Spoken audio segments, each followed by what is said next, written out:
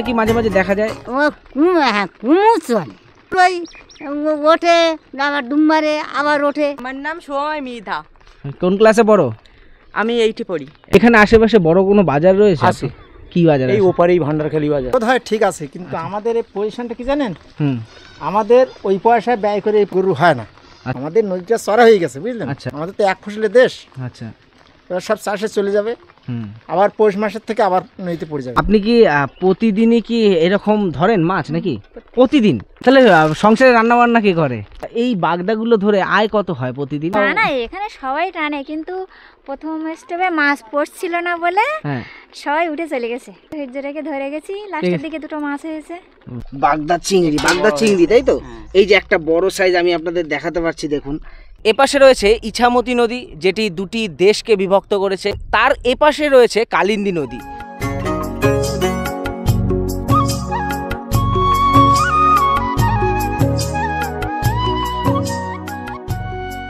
নমস্কার সবাইকে, আমি সম্রাট আপনাদের সবাইকে স্বাগত জানাই সুন্দরবনের একটি সুন্দর ভিডিওতে। আজ আমি আপনাদের সুন্দরবনের এমন একটি গ্রামে নিয়ে এসেছি যেই গ্রামের দু প্রান্তে রয়েছে দুটি প্রধান প্রধান নদী। এপাশে রয়েছে ইছামতি নদী, যেটি দুটি দেশকে বিভক্ত করেছে। একদিকে রয়েছে বাংলাদেশ এবং আরেক দিকে রয়েছে ভারতের মূল ভূখণ্ড, এবং তার এপাশে রয়েছে কালিন্দী নদী, যেটি ভারতবর্ষের মানচিত্রেই রয়েছে প্রবাহিত নদী। তো সেই নদী দুটির মধ্যবর্তী স্থানে অবস্থান করছে এই দুলদুলি গ্রাম। সুন্দরবনের একটা সম্পূর্ণ বিচ্ছিন্ন দ্বীপ, দারুণ সুন্দর এখানকার প্রাকৃতিক পরিবেশ।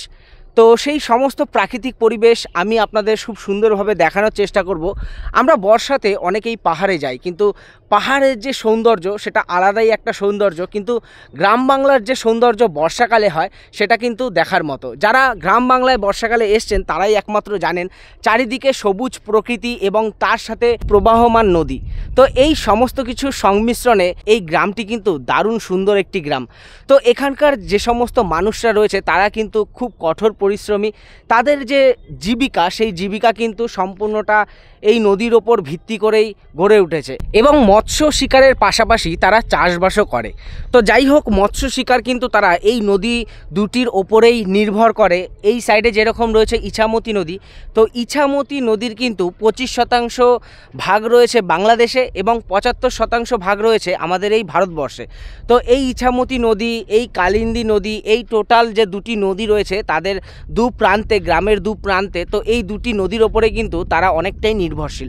তো চলুন গ্রামের ভেতরে যাই এবং সেখানকার মানুষের যে জীবনযাত্রা, তারা যে কঠোর পরিশ্রমের মধ্যে দিয়ে তাদের জীবন অতিবাহিত করছে, সেই সম্পূর্ণ দৃষ্টান্ত আমি আপনাদের সামনে তুলে ধরি।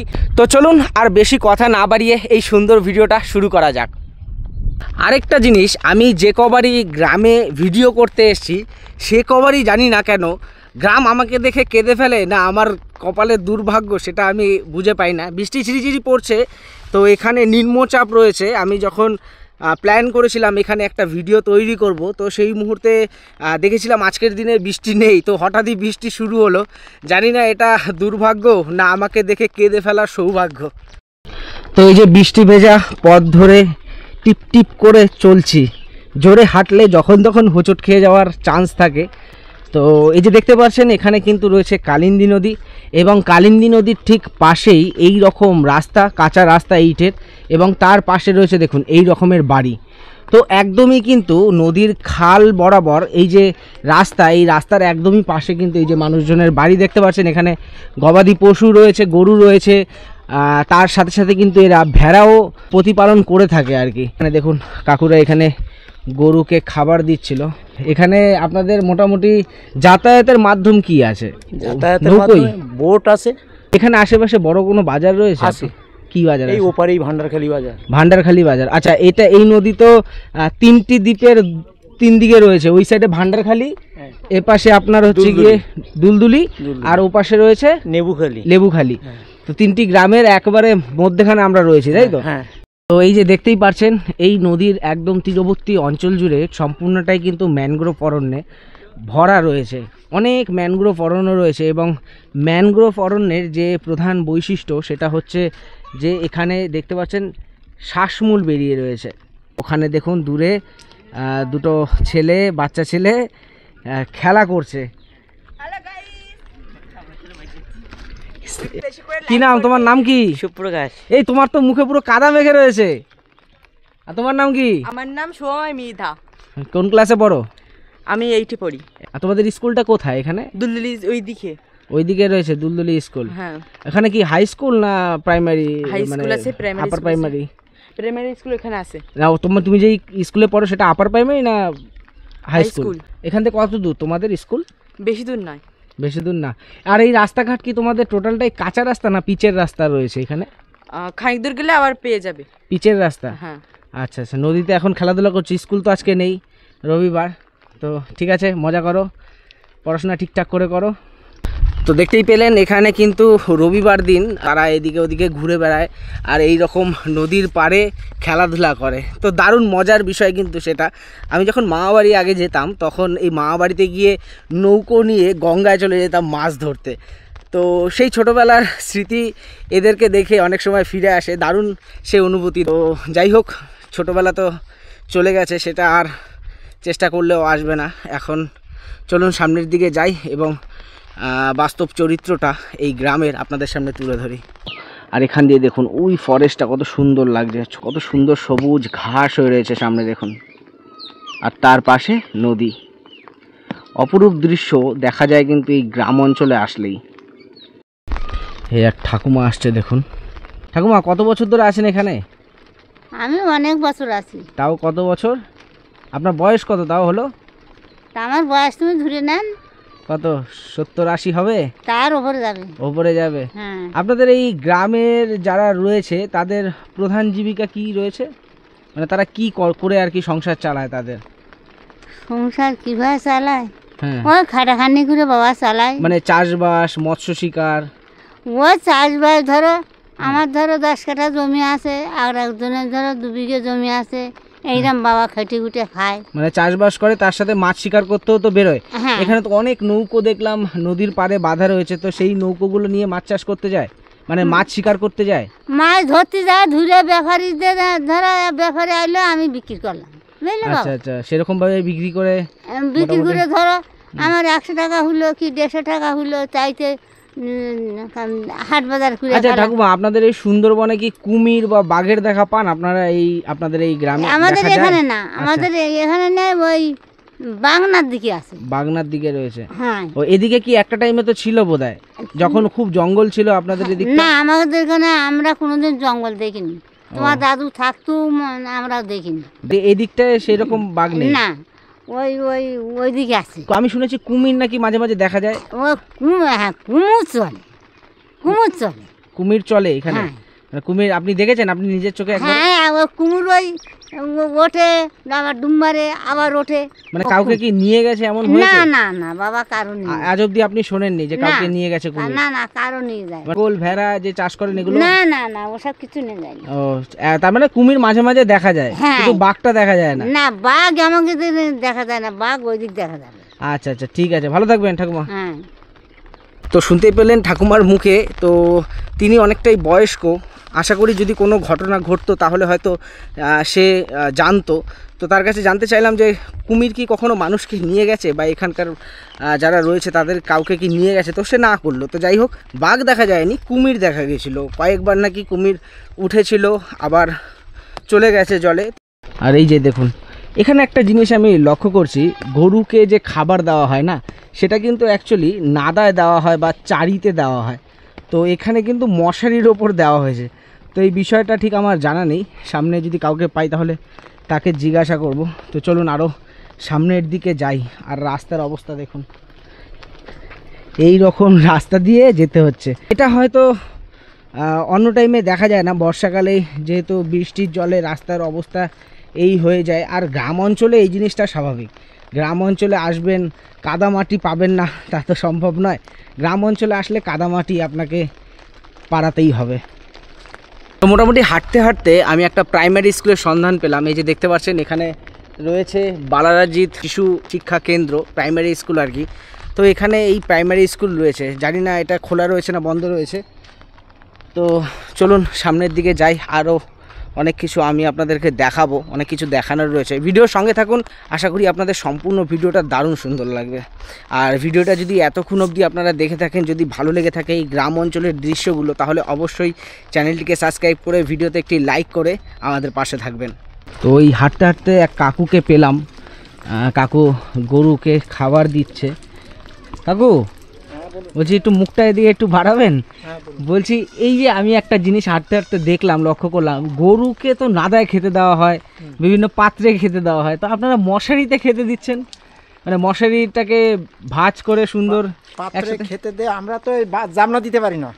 কি দিতে পারেন না? জামনা যেটা হ্যাঁ। খোল ভুসি হ্যাঁ, বা অন্যান্য খাবার আছে। কেন দেন না কেন? ওগুলো গরুর সাথে দিলে তো গরুর দেখুন, গ্রোথ আমাদের হয়, খাবার মানে growth স্বাস্থ্য ভালো হয়। গ্রোথ হয় ঠিক আছে, কিন্তু আমাদের এই পজিশনটা কি জানেন, হুম, আমাদের ওই পয়সা ব্যয় করে এই গরু হয় না। আচ্ছা, আমাদের গরু এই 3 মাস 4 মাস পরে আবার ছাড়া পড়ে যাবে মাঠে।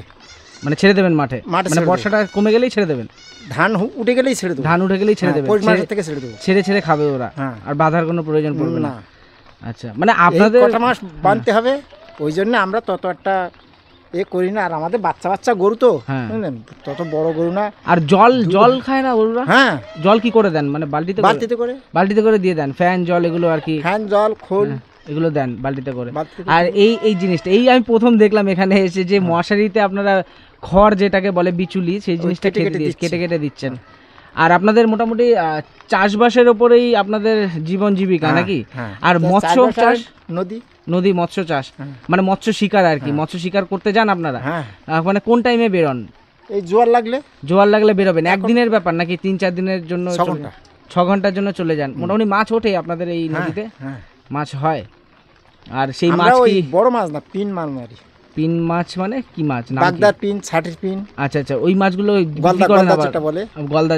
ওর জন্য বড় মাছ যেগুলো হয় সেগুলো রেখে দেন, আর বাদ বাকি যে ছোট পিনগুলো বিক্রি করে দেন। আচ্ছা আচ্ছা, এইভাবেই আপনাদের চলে। এইদিকে আরো গ্রাম রয়েছে নাকি অনেকটাই? হ্যাঁ, এখান থেকে একবার সুন্দরবন। হ্যাঁ। আচ্ছা, আপনারা কি এখানে ডাঙায় কুমির টুমির দেখেছেন কখনো? হ্যাঁ।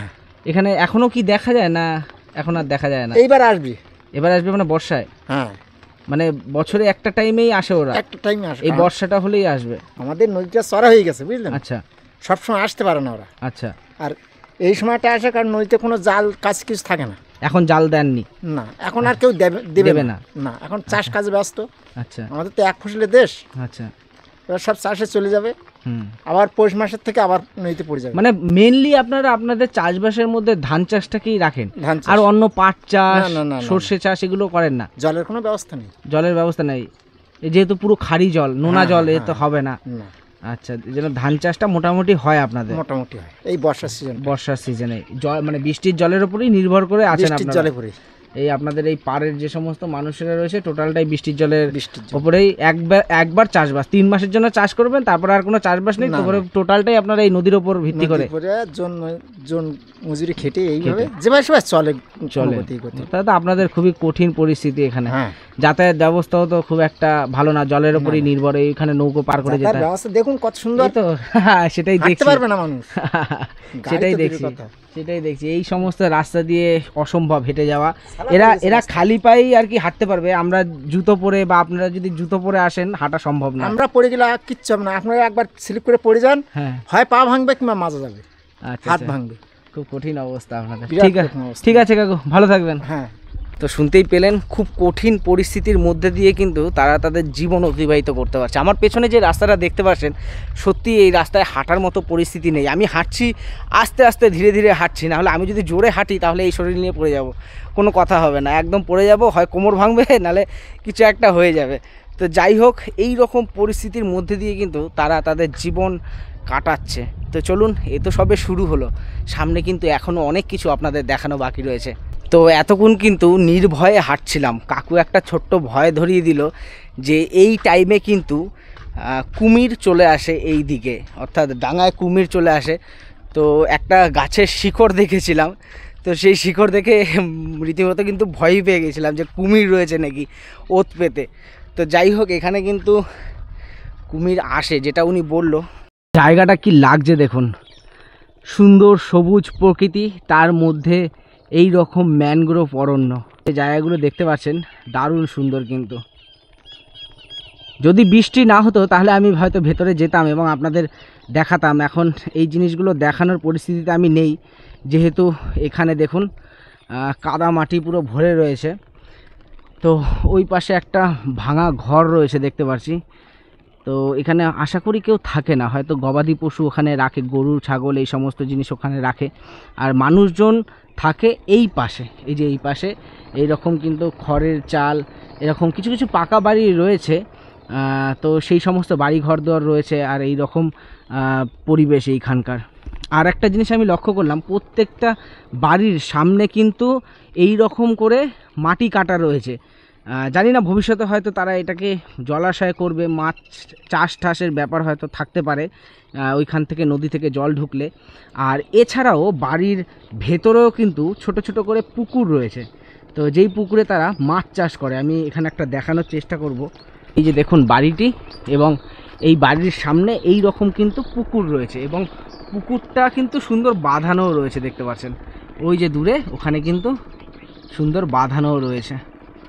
তো এই রকম পরিবেশের মধ্যে কিন্তু তারা বসবাস করছে। এই যে দেখুন একটা নির্জন রাস্তা দিয়ে হেঁটে যাচ্ছি, ঢালাই রাস্তা, এবং তার দুপাশে কিন্তু ঘন জঙ্গল। তো এই রকম পরিস্থিতি কিন্তু সুন্দরবনে আসলে দেখা যায়, দারুণ সুন্দর অনুভূতি। আর বর্ষাকালে তো চারিদিক সবুজ আর সবুজ। যেমনটা বললাম তখন যে এখানে চাষবাস প্রধান জীবিকা হলেও মাত্র বছরে 3 মাসই কিন্তু এরা চাষবাসের সুযোগ পায়, অর্থাৎ 3 মাসই তারা ধান চাষ করে থাকে। এখানে যেহেতু ক্ষারীয় এলাকা, এখানে ধান চাষটাই মোটামুটি ঠিকঠাক হয় এবং বাদবাকি যে সমস্ত চাষবাস সেই চাষবাস কিন্তু এখানে তারা করে না। এবং বছরের যে অধিকাংশ সময়টা, তো সেই সময়টা কিন্তু তারা নদীর ওপরেই নির্ভর করে, মৎস্য শিকার করে। এবং এই যে টোটাল দুলদুলি যে গ্রাম, এই গ্রামটা কিন্তু প্রায় 3 থেকে 3.5 বর্গ কিলোমিটার জুড়ে বিস্তীর্ণ এই জায়গাটা। এবং এইখানে কিন্তু জনবসতি অনেকটাই কম, প্রায় 3000 থেকে 3500 মানুষজনে কিন্তু এই ছোট্ট একটা দ্বীপে বসবাস করে। দেখুন প্রকৃতির সৌন্দর্য তুলে ধরার জন্য ওই পারে আমি ছিলাম, এই খালটা ছিল মাঝখানে, আর এপাশে রয়েছে একটি রাস্তা। তো ওই রাস্তা থেকে ওই দিক দিয়ে ঘুরে আমি এই রাস্তায় আসলাম আপনাদের এই জিনিসটা দেখানোর জন্য। এই যে পরিবেশটা দেখতে পাচ্ছেন না, এই পরিবেশটা কিন্তু দারুণ সুন্দর একটা পরিবেশ। এই পরিবেশে কিন্তু গবাদি পশু চরান, এবং এই যে খালটা দেখতে পাচ্ছেন, এই খালের জল জোয়ারে ফুলে ওঠে এবং ভাটায় আবার সমস্ত জল চলে যায়। এখন যেহেতু ভাটা চলছে তার কারণে জল কিন্তু আবার সেই নদীর দিকে প্রবাহিত হচ্ছে। আর এই খালে ঠিক এই যে ওপরে যে রাস্তাটা দেখতে পাচ্ছেন, এই অবধি কিন্তু জল চলে আসে। যখন জোয়ার হয় তখন কিন্তু এই জায়গাটা পুরো জলে একদম ভর্তি হয়ে যায় এবং এই অবধিও কিন্তু অনেক সময় জল চলে আসে। এখানকার মানুষেরা কিন্তু অনেকটাই কঠিন পরিস্থিতির মধ্যে রয়েছে। এই যে নৌকোগুলো দেখতে পাচ্ছেন, এগুলো যখন জোয়ারে জল ওঠে তখন এই নৌকো এখান থেকে নিয়ে যাওয়া হয় এই খাল দিয়ে। তো বুঝতেই পারছেন যে এখানে পরিবেশ কতটা কষ্টের মধ্যে দিয়ে তারা জীবন অতিবাহিত করে। যখন বন্যা হয় তখন এখানকার পরিস্থিতি কিন্তু দেখার মতো থাকে না। এখানকার টোটালি চলাচল ব্যবস্থা, যাতায়াত ব্যবস্থা সম্পূর্ণই কিন্তু ক্ষতিগ্রস্ত হয় এবং এখানে মানুষেরা তখন দূরে কোথাও গিয়ে শেল্টার নেয়। হাঁটতে হাঁটতে আমরা কিন্তু অনেকটা দূরই পৌঁছে গেছি। আপনাদের খানিকক্ষণ আগে দেখালাম এই দুলদুলি যে গ্রামের প্রাইমারি স্কুল, তো সেই প্রাইমারি স্কুল, এবং এখন আমরা কিন্তু চলে আসলাম এই যে হাই স্কুল রয়েছে এখানে। আমার পেছনে যেটা দেখতে পাচ্ছেন এটা কিন্তু দুলদুলি গ্রামের হাই স্কুল। আর এখানে যে শিক্ষিতের হার সেটা প্রায় 67.6% কিন্তু এখানে শিক্ষিতের হার রয়েছে। আর এই যে টোটাল যে গ্রামটা, এই গ্রামটায় তপশিল জাতি কিন্তু সবথেকে বেশি, প্রায় 95.5% কিন্তু তপশিল জাতি এই গ্রামে বসবাস করে। আর তার সাথে সাথে তপশিল উপজাতির মানুষেরাও কিন্তু রয়েছে এখানে। তো যাই হোক, এই গ্রামের দারুণ একটা সুন্দর প্রাকৃতিক পরিবেশ লক্ষ্য করা যায় এই গ্রামে আসলে। দারুণ সুন্দর অনুভূতি হলো আমার এই গ্রামে এসে। দাদা বলছি, এখানে আপনাদের মোটামুটি কোন সম্প্রদায়ের মানুষ বেশি রয়েছে এখানে? এসি সম্প্রদায়ের মানুষ সবচেয়ে বেশি। এসি, শিডিউল কাস্টের। আর হিন্দু মুসলিম রয়েছে আপনাদের এখানে? একদমই মুসলিম নেই, সবই হিন্দু আছে এখানে। সবই হিন্দু এখানে। মানে আমি আসার পথে দেখলাম কয়েকটা হয়তো মুসলিম বাড়ি রয়েছে বোধহয় এখানে। না একদমই নেই, একদমই নেই? আমাদের এখান থেকে শুরু করে মানে একদম কোনো মুসলিম নেই। মুসলিম নেই, টোটালটাই আপনারা হিন্দুরা একদম রয়েছেন এই এসছি সব সাইডে। হিন্দু। এই চাষবাস চলে, মাছ চাষ চলে, প্লাস তোমার এই নদী থেকে সব মাছ টাছ ধরে এভাবে আপনাদের জীবন এইভাবে অতিবাহিত হচ্ছে? চলছে ঠিকঠাক চলছে নাকি? তারপরে সবাই দেখা যাচ্ছে অসুবিধা হচ্ছে, বাইরে টাইরে কাজ করতে যাচ্ছে। আচ্ছা, এইভাবে মানে এখানে পড়াশোনা তো অনেকেই করছে দেখলাম, হ্যাঁ, প্রায় হ্যাঁ, 67.6% শিক্ষিতের হার। সবাই তো মোটামুটি হাই স্কুল অবধি পড়ছে হ্যাঁ হ্যাঁ নাকি এরকম? গ্রাজুয়েশন প্রচুর গ্র্যাজুয়েশন আছে আপনাদের এখানে? কলেজ কোথায় রয়েছে? কলেজ আমাদের এখানে হিঙ্গলগঞ্জস্থিত, হিঙ্গলগঞ্জ মানে? কালীতলা। এখন আপাতত আগে থেকে দেখা যায় প্রায় 90% মানুষ আমাদের এখানে সবই শিক্ষিত, মানে গ্রাজুয়েশন পাস করেছে, এমএ বিএড করে সবাই বসে আছে, মানে আচ্ছা। কাজের। আর চাকরিজীবী আছে আপনাদের এখানে? খুবই কম, খুবই কম। হ্যাঁ। রাস্তা দেখলাম, এই রাস্তাটা মোটামুটি ভালো আছে, ওই পাশের রাস্তাগুলো একেবারে খুব হ্যাঁ, খারাপ এই অবস্থা। রাস্তাটা এখন মোটামুটি এই মাসখানি মতো হলো এটা, এই রাস্তাটা হয়েছে। ও, মাসখানিক হয়েছে এই রাস্তাটা হ্যাঁ, হয়েছে? এটা না? ইট ছিল, এটা এই ঢালাই হয়েছে। ঠিক আছে দাদা, ভালো থাকবেন। ধন্যবাদ। তো এই যে দেখুন, এটা কালিন্দী নদী, এবং এই কালিন্দী নদীর পাশেই কিন্তু এই রকম কিন্তু কাকু কাকিমারা মাছ ধরছে। এখানে কিন্তু তারা বাগদা ধরার চেষ্টা করছে, এবং পুরুষদের সাথে সাথেও মহিলারাও কিন্তু তাদের সাথে একই সাথে কাজ করে। তো ওই যেখানে দেখতে পাচ্ছেন জাল টানছিল, ওই কাকিমা ওখানে কিন্তু জাল টানছিল, অনেকটা দূরে রয়েছে। আর যদি বৃষ্টি না হতো, কাদা না হতো, তাহলে হয়তো আমি সামনে থেকে আপনাদের দেখাতে পারতাম। ওখানে এক কাকু রয়েছে আর এক কাকিমা রয়েছে। দেখুন, এই রকম মশারির জালে আর কি তারা এই নদীর পাড়ে মাছ ধরছে। কাকিমার হাতে যে এই জালটা দেখতে পাচ্ছেন, সেই জালটা কিন্তু এই যে এই ধরনের। তো এই রকমের জাল দিয়েই কিন্তু তারা এই নদীর পাড় বরাবর সেচ করতে করতে যায়। তো সেই মতো অবস্থায় তারা এই জালে কিন্তু সেই ছোট ছোট বাগদাগুলো ধরতে পারে। তো মনে হয় ধরা হয়ে গেছে। ওই একটা কাঁকড়া ধরেছে, দেখুন ওখানে একটা কাঁকড়া ধরেছে কাকু, তো কাঁকড়াটা রেখে দিল। তো মোটামুটি মনে হয় ধরা হয়ে গেছে, এবার সব নিয়ে আসবে। তো আমি আপনাদের দেখাই যে এখানে কি কি মাছ তারা ধরতে পেরেছে। এই কাকিমা আসছে, দেখুন। প্রতিদিনই কি ধরেন? কাকিমা নয়, ঠাকুমা, অনেকটাই বয়স্ক তিনি। তো যাই হোক, দেখি তিনি কি কি মাছ ধরেছেন। আর এই যে জাল টানার বিষয়টা না, আমি দূর থেকে লক্ষ্য করছিলাম, এই জালটা কিন্তু এই ঠাকুমাই টানছিল, আর উনি মাছ বাছছিল আর কি। তো পুরুষের সাথে সাথে এই মহিলারাও কিন্তু খুবই কর্ম করে যায় এই দ্বীপের মধ্যে দিয়ে। এই সুন্দরবনের অনেক দ্বীপ রয়েছে, যেই সমস্ত দ্বীপে পুরুষের সাথে সাথে কিন্তু মহিলারাও কঠোর পরিশ্রমী হন। তো এখানে ঠাকুমা, এটা কি গো, কাঁকড়া? বাহ, এই যে দেখুন ঠাকুমা কাঁকড়া ধরেছে। দেখি কি কাঁকড়া এটা গো? কাঁকড়ার তো অনেক নাম হয়, সব নাম তো জানি না। বড় কাঁকড়া? তা তোমারও বোধহয় ঠিকঠাক জানা নেই কি নাম। বড় কাঁকড়া। আর কি কি ধরলে? বাগদা ধরেছো না? বাগদা ওই দাদুর কাছে রয়েছে বোধহয় নাকি? আর এই একটাই কাঁকড়া পেলে, আর বড় মাছ পাওনি না? আচ্ছা, আপনি কি প্রতিদিনই কি এরকম ধরেন মাছ নাকি? প্রতিদিন মানে কতক্ষণ ধরেন? ওই সকালে 9টার সময় এসছি, আর এই এখন উঠিল। তাহলে সংসারে রান্না বান্না কি করে? সংসারে ওই সকালবেলা উঠে রান্না টান্না করে গরু বাছুর আপনি সবকিছু?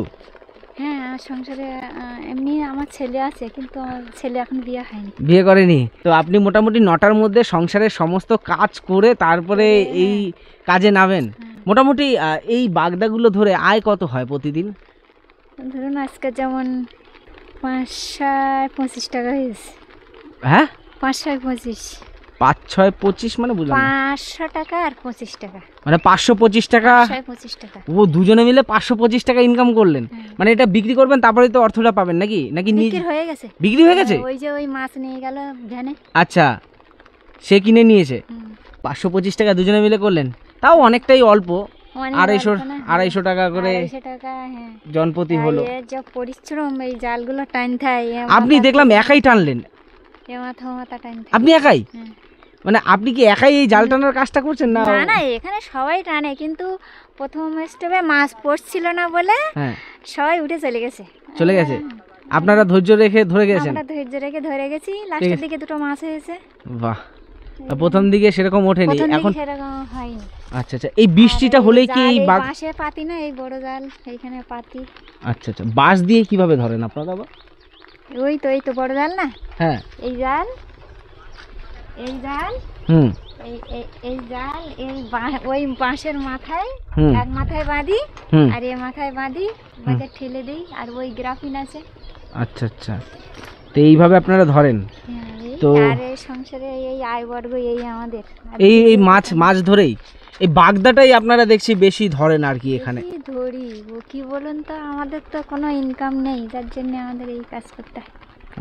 আর এখানে আমি আস্তে আস্তে যেটা লক্ষ্য করলাম যে আপনারা কুঠির শিল্প করেন না, না মানে বাড়িতে বসে কাপড় সেলাই সমস্ত কাজ বোধহয় করেন না এখানে। আমার ওই স্বামীটা ওই দর্জির কাজ করে। দর্জির কাজ করে? দর্জির কাজ করে বাড়ি বসে ও এই জাল কাটায় এসব। আচ্ছা, এখন গিয়ে সংসারে রান্না বান্না কিছু হবে না নাকি? হয়ে গেছে, যা হওয়ার 9টার মধ্যে হয়ে গেছে? ওই সকালে হয়, আবার রাতে হবে? আবার রাতে হবে। আচ্ছা আচ্ছা। আর আজকের একটু একাদশী।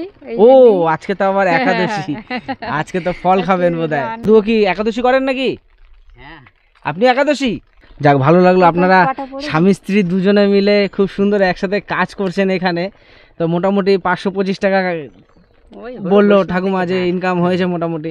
এটা মানে কম, এর থেকে বেশি হয় বোধহয় নাকি? বেশিও হয়, আমাদের আর নৌকা আছে, নৌকাও যেতে হয়। ও আপনার নৌকো আছে? মাছ শিকার করতে নদীতে যান? হ্যাঁ, আমাদের এখানে যাই। মানে জাল দিয়ে ধরেন না বড়শি দিয়ে? জাল দিয়ে বড় জাল। বড় জাল টানেন? তাহলে তো হয় না, ওই পেতে বসে থাকা হয়। পেতে বসে থাকেন। মাছ হয় এখন? হ্যাঁ, এখন ওই গলদা চিংড়ির পিন হচ্ছে। গলদা চিংড়ির পিন, সেগুলোকে বিক্রি করছেন? ওগুলো বড় হবে 400 টাকা করে হাজার বিক্রি হয়। 600 টাকা হাজার? আচ্ছা, মানে যার কাছ থেকে যেরকম নেয়। ও এখন একটু দাম কমিয়েছে, তখন 800 টাকা 1000 টাকা হাজার ছিল। তাই? তখন হয়তো পাওয়া কম যাচ্ছিল নাকি?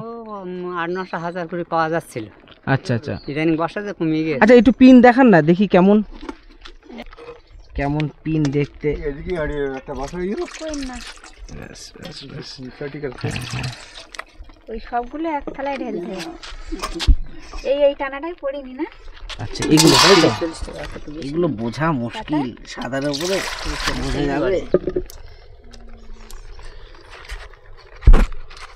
এই দেখুন, এগুলো হচ্ছে পিন মাছ, বাগদার পিন, মানে বাগদার চারা মাছ বলা হয়, তাই তো? হ্যাঁ, দেখা যাচ্ছে আস্তে আস্তে এরকম বড় হবে। এই যে বাগদা চিংড়ি, বাগদা চিংড়ি তাই তো? এই যে একটা বড় সাইজ আমি আপনাদের দেখাতে পারছি, দেখুন এই যে হ্যাঁ, এটা আগে গুণের মাছ, আর এখন এবার এই গুণের মাছ এইটা। হ্যাঁ, ওই ঘেরের মধ্যে ফেলে রাখলে 200-250। এই যে ছোট ছোট যে মাছগুলো, এই যে দেখতে পাচ্ছেন দুটো চোখ বেরিয়ে আসে, এই যে দুটো চোখ, এগুলোই কিন্তু অ্যাকচুয়ালি বাগদা পিন। আর একটা বড় সাইজ আমি আপনাদের দেখাচ্ছি, আগের মাছ, একদম আগের মাছ, তাই তো? মাছটা কোথায় গেল? এই যে এক গুণ। আচ্ছা, এটা 15 দিনে একটা গুণ আসে। আচ্ছা, এক গুণ আগের মাছ, মানে 15 দিনে এক গুণ আসে। তো এই যে এটা দেখুন একটু বড় সাইজ। তো এই চিংড়ি তো না, বাগদা চিংড়ি যেগুলোকে বলা হয়। তো এই বাগদা চিংড়িগুলো আপনারা এখানে ধরেন, তাই তো? আর গঙ্গায় তো চিংড়ি মাছের অভাব নেই, পারে পারে প্রচুর চিংড়ি পাওয়া যায়। তো এই দেখুন, এখানে কিন্তু এনারা এরকম বাগদার পিন বা বাগদা চিংড়ির চারা মাছ যেটাকে বলা হয়, সেইগুলো তারা এখানে ধরে। আর মোটামুটি এইগুলো নিয়ে জল করে ছাড়ার পরে তারপরে তো আবার এই বড় হয়। কতদিনে মোটামুটি বড় হবে? 3 মাসের মধ্যে এই মাছ বড় হয়ে যাবে। বড় হয়ে যাবে, তখন তো আবার ভালো দামে বিক্রি হবে। তখন ওই রকম 3টে 4টে 100, 5টায় 100, বাহ, এরকম হয়। আচ্ছা আচ্ছা। তো এইগুলো মোটামুটি এইভাবেই হয় আর কি। ঠিক আছে, ভালো থাকবেন। হ্যাঁ, তো এখানে আসলে এই জিনিসটা বেশ ভালো লক্ষ্য করা যায় যে এখানে সংসারের সমস্ত কাজ স্বামী স্ত্রী দুজনে মিলেই কিন্তু একসাথে করে। তো তারা কিন্তু কঠোর পরিশ্রম করে প্রতিদিনই, প্রতিনিয়ত তাদের সংগ্রামের জীবন এটা বলা যেতে পারে। আমি তখন আপনাদের বললাম এই যে নদী, এই নদীর পাড়ে কিন্তু এই মুহূর্তে কুমিরও চলে আসে। এই বর্ষার টাইমে কিন্তু এই নদীতে যেহেতু জাল পাতা হয় না, তার কারণে কিন্তু অনেক কুমির চলে আসে। তো এই পার বরাবর তারা যখন মাছগুলোকে ধরতে যায়, তো তখন জীবনের তো ঝুঁকি থাকেই। তার জন্যই আর কি বলা যে এখানের মানুষের যে জীবন, সেই জীবনটা সত্যিই খুবই কঠিন এবং অনেকটাই বিপদ সম্পন্ন। তো যাই হোক, সুন্দরবনের এই ছোট্ট গ্রাম দুলদুলি গ্রাম, এই গ্রামের সমস্ত জীবন যাপনের যে বৈচিত্র্য, সেই সমস্ত কিছু আমি সংক্ষেপে তুলে ধরার চেষ্টা করলাম আপনাদের সামনে। যেহেতু 3 থেকে 3.5 বর্গ কিলোমিটার জুড়ে এই টোটাল দুলদুল গ্রামের এরিয়া, তো এই এরিয়ার টোটালটা কভার করা আমার পক্ষে সম্ভব নয়। তবে গ্রামের প্রায় অর্ধেকটাই কিন্তু আমি হেঁটে চলে এসেছি এবং এতটা হাঁটার পরে এদের যা জীবনের সংগ্রাম, জীবনযাপনের যে প্রতিনিয়ত যে সংগ্রাম, সেই সমস্ত কিছু আশা করি আমি আপনাদের খুব সংক্ষেপে বোঝাতে পারলাম। এবং এখানের মানুষদের সত্যি খুব কঠিন পরিস্থিতির মধ্যে দিয়ে জীবন অতিবাহিত করতে হয়। তো যাই হোক, আমার এই ভিডিও আমি আর বেশি বাড়াবো না। এই ভিডিওতে আমি সমস্ত কিছু তুলে ধরার চেষ্টা করলাম। তো ভিডিওটা কেমন লাগলো তা অবশ্যই কিন্তু আপনারা কমেন্টসের মাধ্যমে জানাবেন, এবং ভিডিওটা যদি ভালো লেগে থাকে তাহলে অবশ্যই ভিডিওতে একটি লাইক করবেন। আর যারা আমাদেরকে চেনেন না তাদের ক্ষেত্রে একটু ছোট্ট করে বলি, আমি সম্রাট এবং আমার সাথে থাকে কেয়া। আপনারা এতক্ষণ দেখছিলেন দ্য স্যামকে ইউটিউব চ্যানেল। আমরা বিভিন্ন জায়গায় যাচ্ছি এবং তার ভিডিও করে এই চ্যানেলেই দিচ্ছি। যদি ভিডিওগুলো ভালো লাগে তাহলে অবশ্যই ভিডিওতে একটি লাইক করবেন, চ্যানেলটিকে সাবস্ক্রাইব করবেন এবং সাবস্ক্রাইবের পাশাপাশি অবশ্যই পাশে থাকা বেল আইকনটিকে ক্লিক করে অল নোটিফিকেশান করে রাখবেন। তাতে যখনই আমরা এই ধরনের নতুন নতুন ভিডিও দেবো সবার আগে পৌঁছে যাবে আপনার কাছে। তো চলুন, দেখা হচ্ছে আবার পরবর্তী অন্য কোনো একটি দিনে অন্য কোনো একটি সুন্দর ভিডিও নিয়ে। ততদিনের জন্য বাই, সুস্থ থাকবেন, ভালো থাকবেন, শুভরাত্রি।